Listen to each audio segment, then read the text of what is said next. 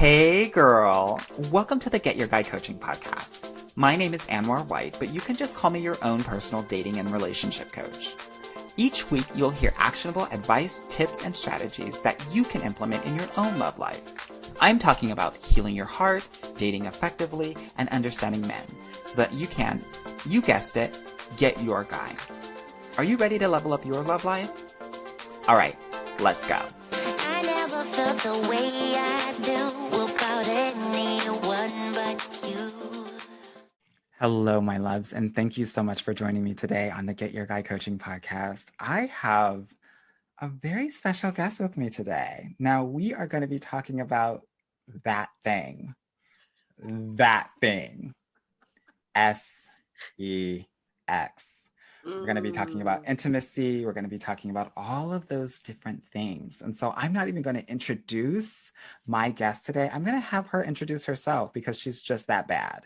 Girl, tell them who you are and what you do, girl.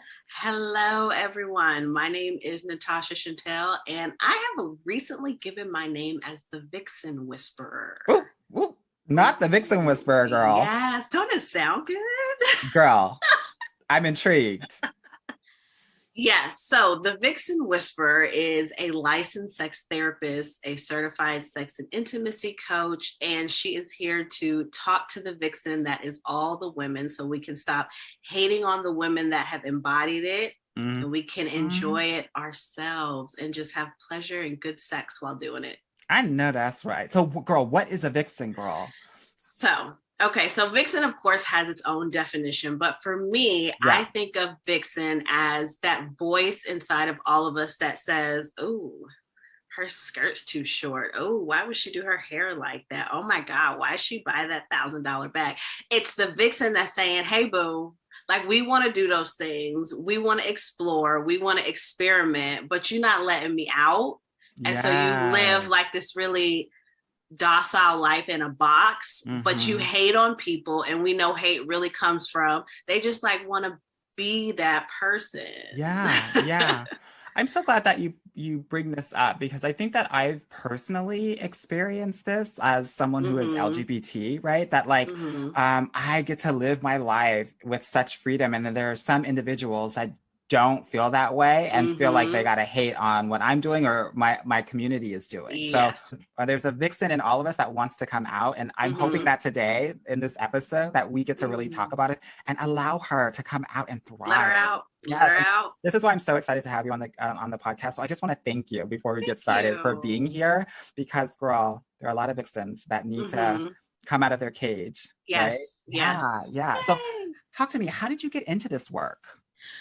So the sex therapy part, I was one of those kids watching the inappropriate shows in the middle of the night. Girl, which one's girl? Let's talk about it, girl. So I watched Taxi Cab Confessions. Bomb. I was watching, what was it, Real Sex? Real Sex 1 through 27? Yes, all of them. And it's like, and I didn't have no clue what the heck I was watching, but I was like, this is intriguing. And there's like an episode that really stood out to me. It was all about latex. There was no sex. It was a party. And it was just about latex, like touching on the latex and everything like that. And I was like, this is weird, but this is cool. Like we just touching on latex. Okay. I love it.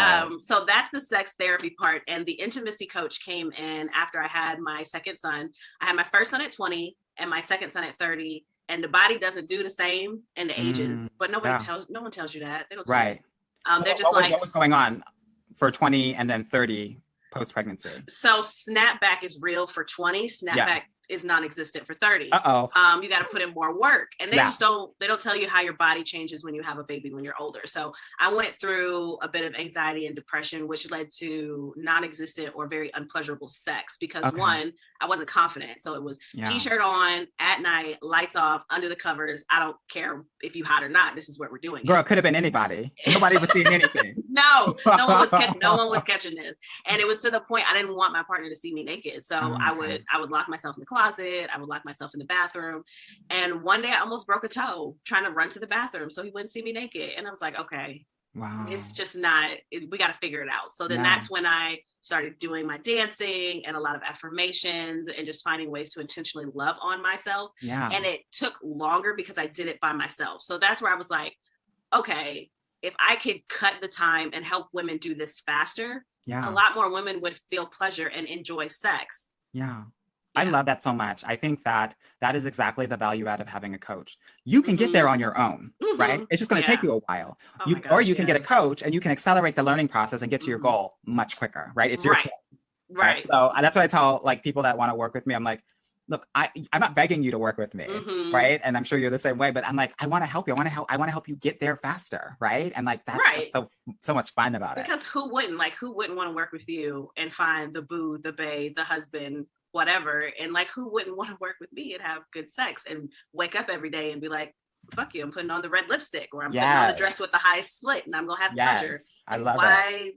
Why would you not want those things? I love it. Just FYI, I don't even care what the listeners are hearing. This episode is for me, girl. I gotta hear about what I need to do to get this Vixen out, girl.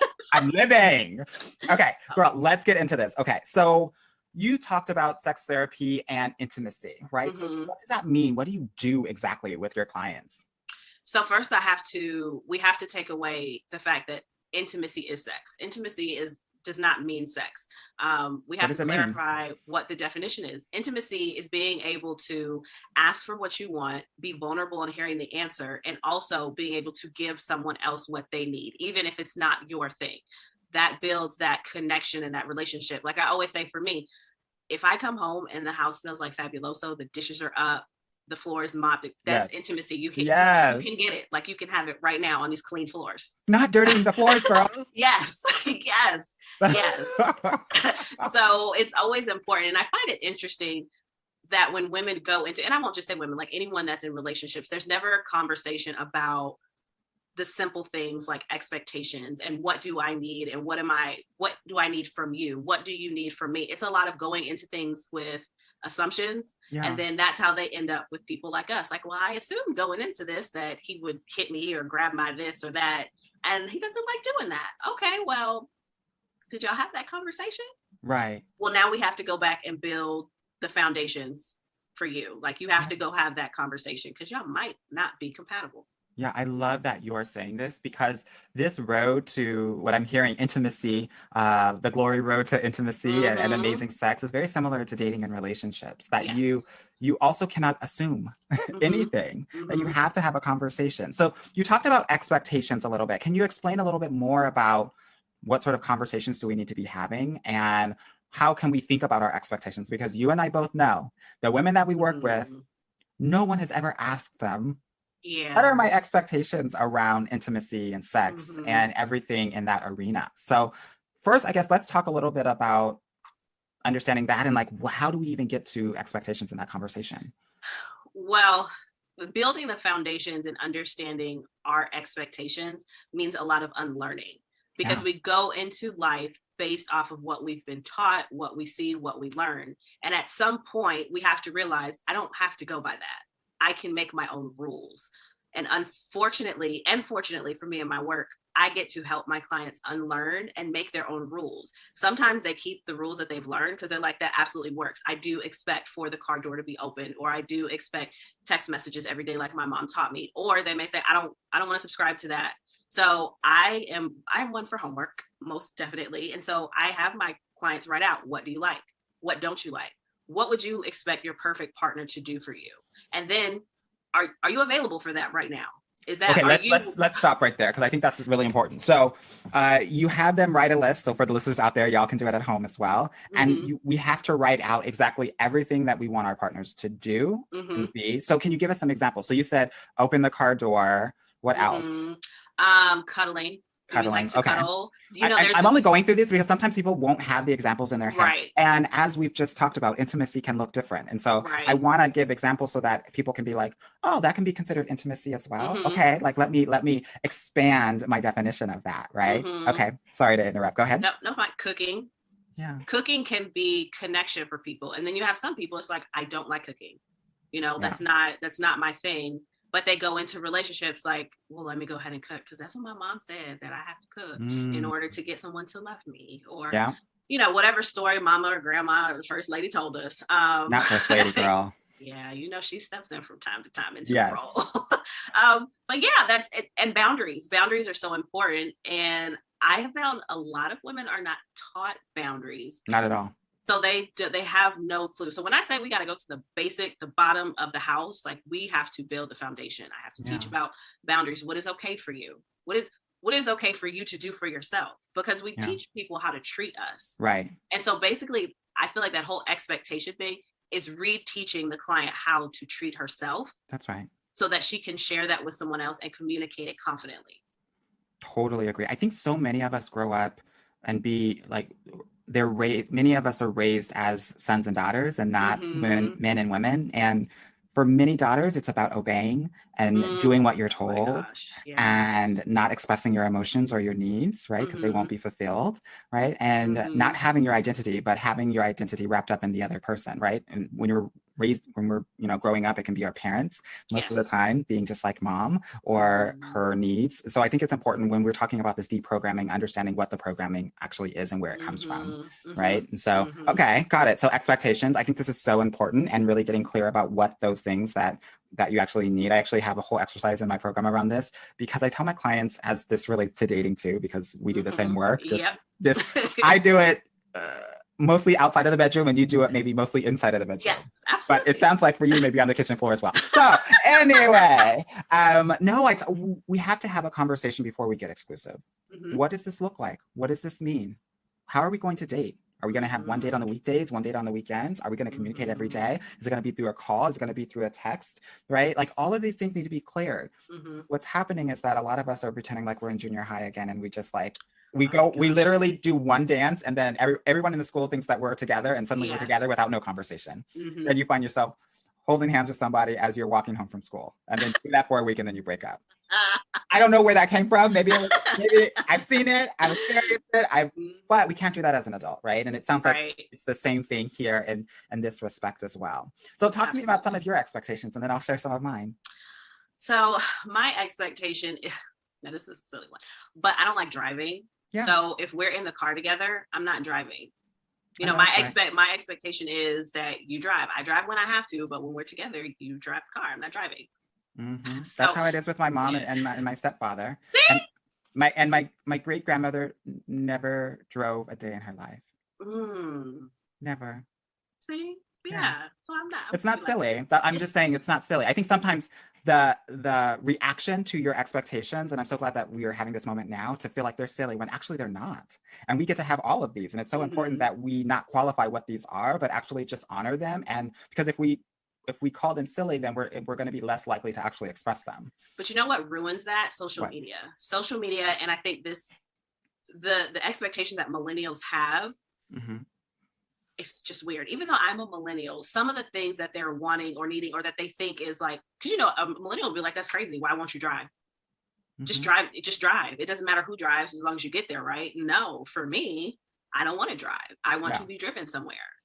So I think social media and being able to see the back end of conversations, or someone always having something to say, can really hinder us being okay with our expectations. Even me, being an expert in this field, there are still times where I'll see and scroll and I'm like, well, dang, that's what I believe. Is it really that bad? And so sometimes you just have to unplug, but it's so hard to unplug because that's the day and age that we're in, to constantly be plugged in, hearing other people's unsolicited opinions. Yeah. Totally true. Let me think of an expectation for myself. I love it when my partner does laundry. I hate laundry. I absolutely, it's like something that happens and I absolutely love it. It's one of those things where it's just one of those things, right? So I'm just saying, like, people would be like, oh, you're so, stuck up or spoiled. No, that's just what I like. I like that he does it and it makes me feel good.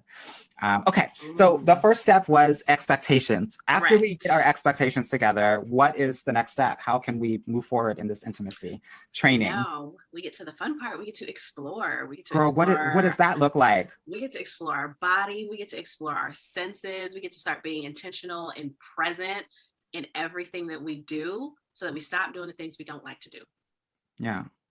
So let's talk about exploration, because when you said exploration, the first thing that popped into my head is Sex and the City, when Charlotte puts a mirror down there and starts to actually look at her own vagina for like the first time ever. Yes. Yes, that is absolutely 100% part of it. Look at your vaginas, look at your vulvas. It is yours. You cannot just give it to someone and you have no clue what's going on with it. That's not fair. You give away your power when you give away your body and you expect someone to come in and know what to do with it.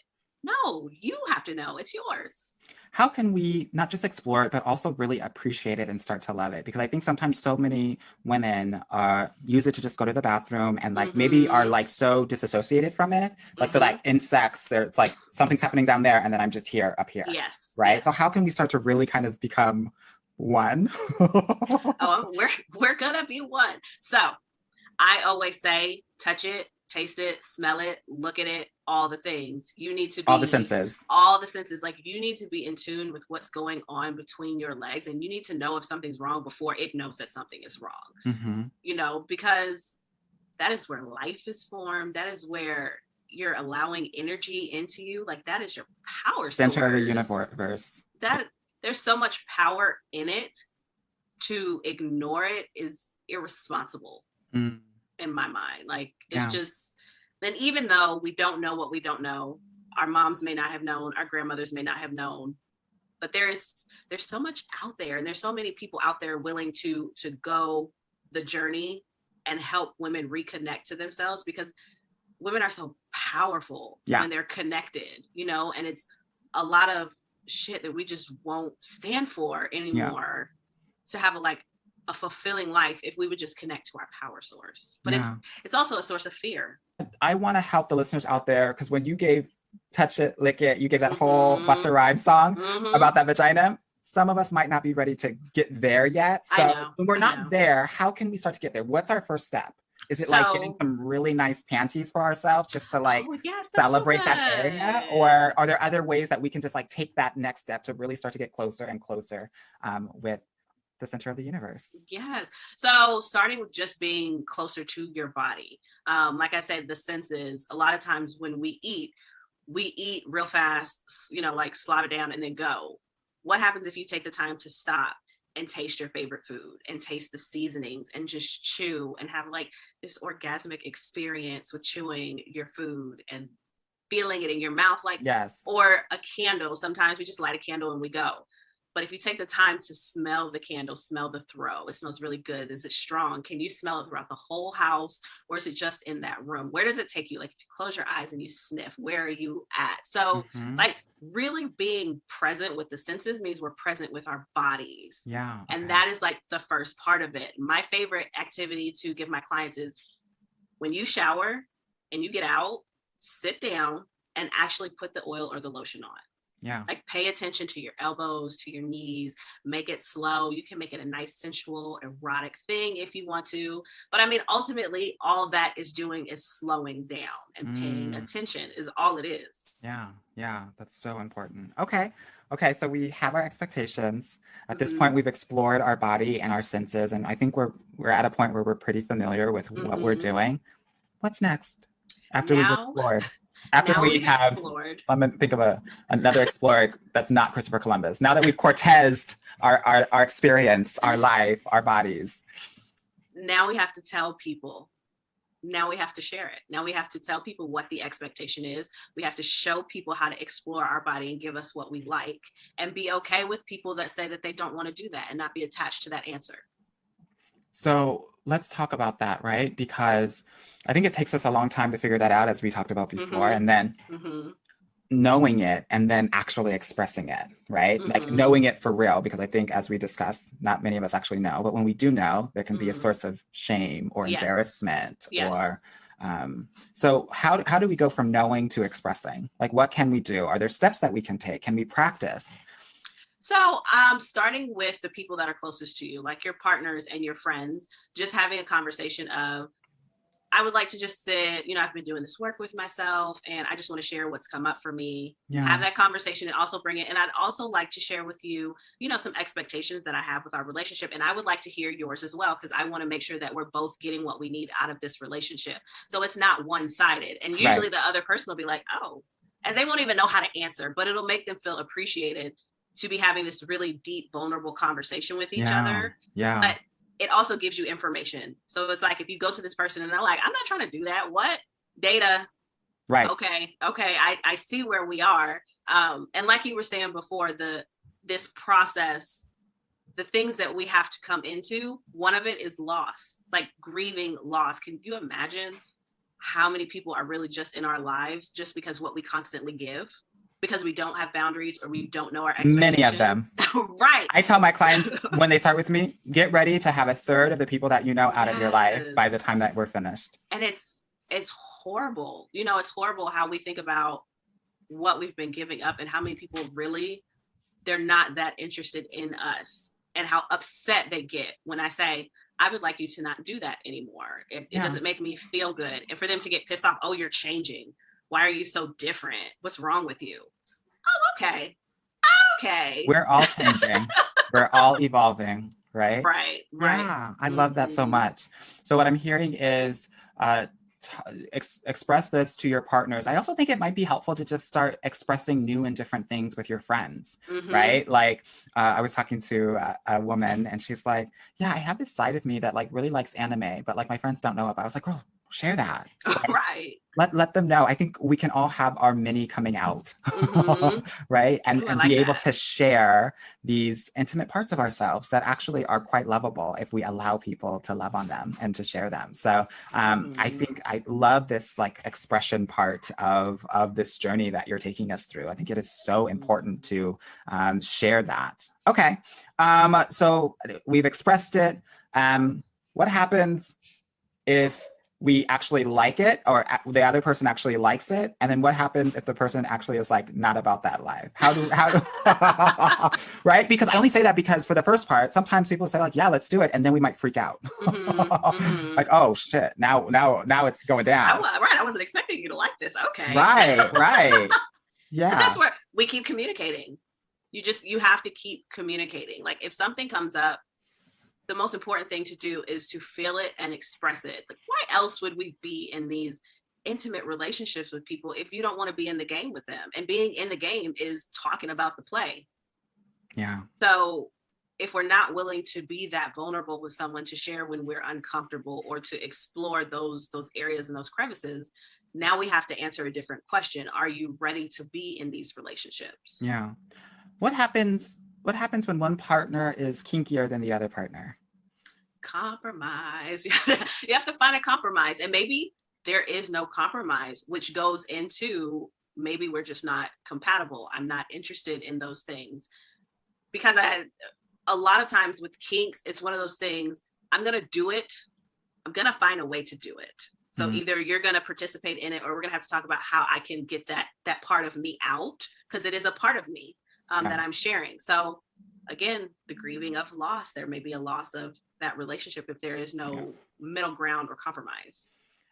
So totally agree with you. So many of my clients, when they get into a relationship, they realize that them and their partners are having different speeds when it comes to sex, right? And I try to kind of let them know that sometimes it takes a little bit of time to get on the same page and at the same speed on some things. So I do think it's important to be, a bit patient, and then work our way up to getting to where you're going to feel comfortable and all of your expectations are met in this area, right? So maybe we're not doing BDSM, but maybe we're starting and we're just watching a little bit of porn together as like a first step, right? And then maybe we're expanding some of the foreplay a little bit, right? It's not just boom, boom, boom, boom, boom. It's actually, let me light a candle. Let's actually go into the bath. Let's do a massage. And then maybe it's boom.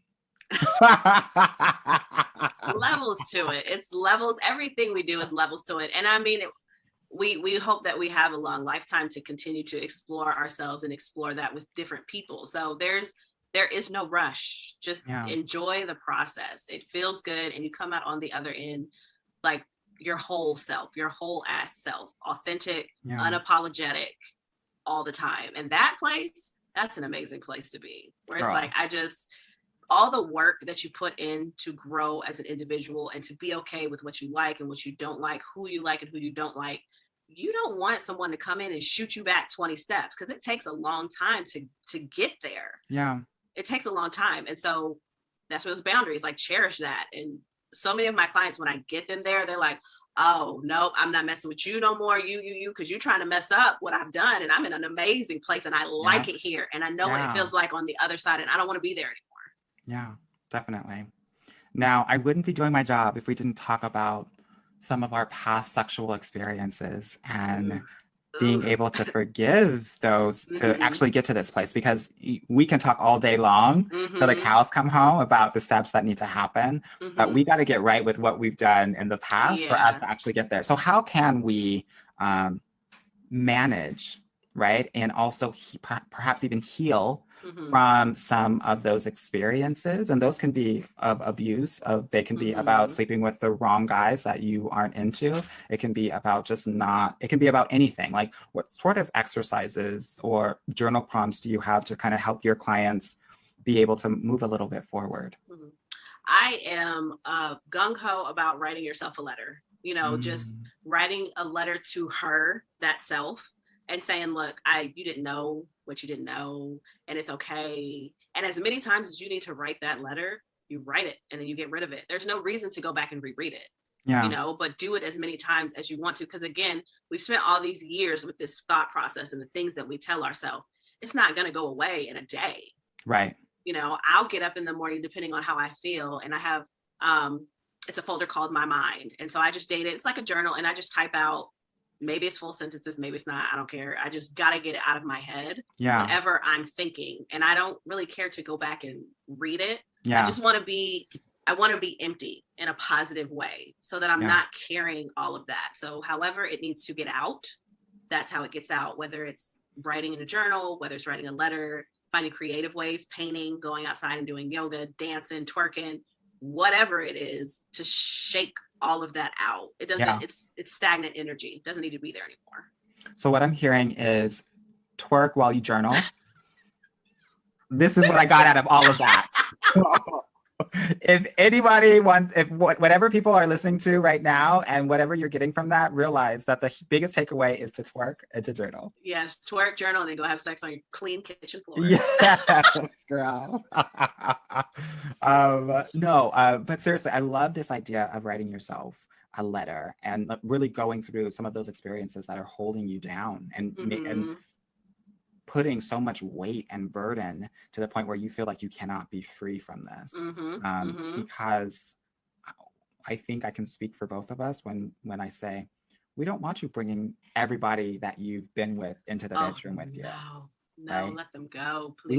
We want you to be fully present as yourself in experiences, so that you can be viewing this experience with your own eyes and not, through the eyes of who you were before or in the eyes of other people that you dealt with in the past. So I think that just is so good. Yeah, that was so good. I like how you said that. To do and to get clear. Clear. I love that so much. Okay, so we're gonna be getting it out, getting empty. I love that in whatever way is possible. Maybe that's sports, maybe it's like physical activity, right? So, you work with your clients for how long? It really depends. Right now, I'm moving them into a more intimate group coaching community, a membership, and they get to choose. But if I had to guess it takes about 6 months to a year to actually get to a place where my clients feel like there has been change. We go through the anger of the decisions being made, lots of tears, we have to dust all, I call it trash bags. You got to open all the trash bags, go through all the stuff. And then about 6 to 8 months is where there starts to be that shift where they're like, wow, I actually set a boundary and I didn't cry when I had to keep it. Or, I know what I want to try. Like, I want to try some more kinkier things. I would like to bring blindfolds into the bedroom now, so it's not a quick turnaround. No, not at all. My program is 6 months as well, just for everything that you stated.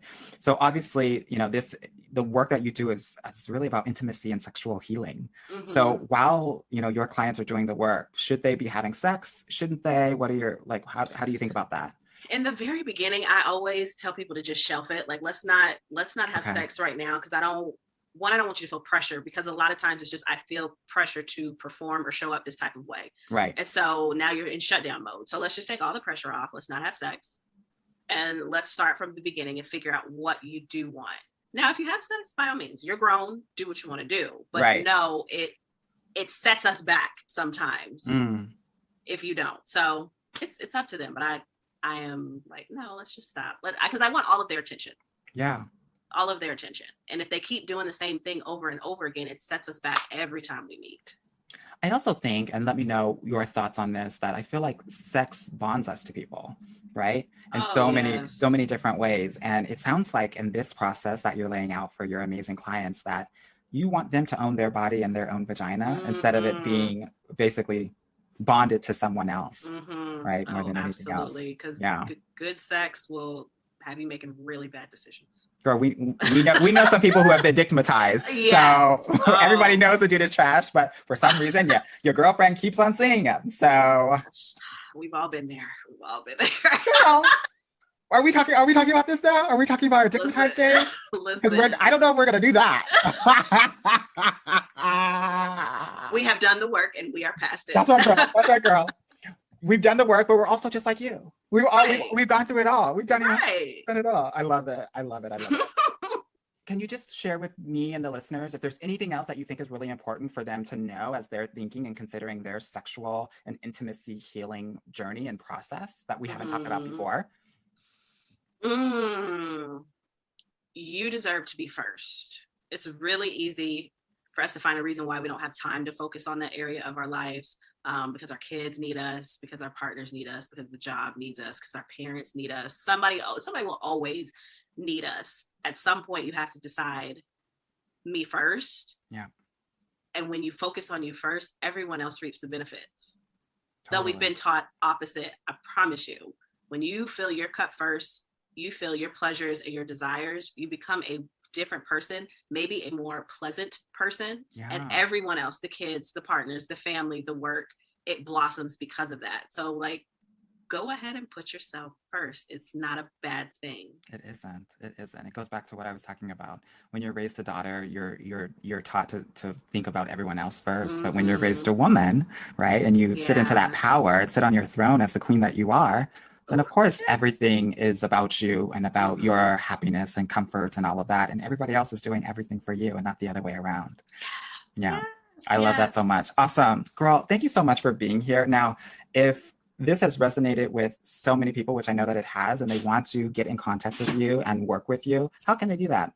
You can email me at nrileycoaching@gmail.com, or you can find me on Facebook, Natasha Chentille. Come on and hang out. I like to talk. And you also sent me a document for people to reach out to kind of engage in. Can you talk a little bit about that as well? So it is a sexual mindset worksheet. Basically what it is what are the things that I say to myself? How can I change that verbiage? Because mindset is always going to be the first thing, because you're in your head all day, every day. So if you're constantly saying, my body looks bad, I don't have good sex, or, whatever, I'm not attractive, those are the first things that we have to work out, those kinks, because though they're not true, and you have to find something else to counteract that when it comes in. I'm not beautiful. I am very beautiful. Yeah. So that's just to kind of see it and start reciting it over and over again so that it becomes habit. I love that so much. So that will be in the show notes for sure. So definitely download that and fill that out. Girl, thank you so much for being here. It has been a pleasure. It's been amazing. Girl, you have lived up to my expectations. We have explored many topics and we have expressed ourselves. Yes. Thank you for having me. This was fun. Yes, girl. Anytime. You have to come back soon, huh? Oh, yes. Yeah, we can get a little bit more kinkier. I know that's right, girl. All right, everyone. Thank you so much for joining us today. I hope you got something out of this. Until next time, bye. Bye. Hey girl, thank you so much for listening to the Get Your Guy Coaching podcast. If you like this episode and want to talk with me personally, please book a free consultation at www.getyourguycoaching.com/apply, or subscribe and leave me a review wherever you listen to your podcasts. Talk soon.